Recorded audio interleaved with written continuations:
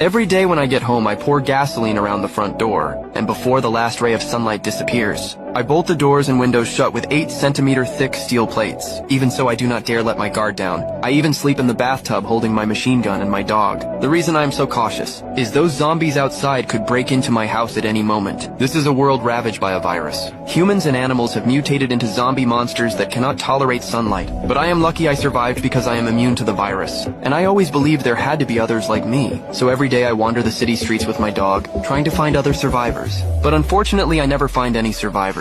Luckily, when I feel lonely, I can go to stores and talk to the mannequins for a few minutes. That keeps me from falling apart. And as a biological scientist, I never gave up studying the virus. One day I stumbled on a huge breakthrough in my experiments. A lab mouse actually reverted from its mutated state back to normal. That discovery thrilled me. In that moment, I decided to start human trials as soon as possible. So I carefully set a trap. Using my own blood as bait, I soon captured a female zombie. I took the zombie back to the lab to run the experiment. But after I injected the vaccine, the result I was hoping for did not show up. The zombie remained violently frenzied as before. The vaccine had no effect on the body. I had no choice but to sedate it and lock it in an isolation chamber. The next day, I was out searching the city for survivors like usual. Then a familiar figure appeared ahead. The mannequin that should have been in the store was standing in the street. The sudden change froze me with fear. I pulled the trigger without thinking, and the mannequin collapsed at the shot. At that moment, I forgot to stay on guard. It was clearly a trap the zombies had set for revenge against me. I hit my head on the ground and blacked out quickly. When I came to, the sun was almost down,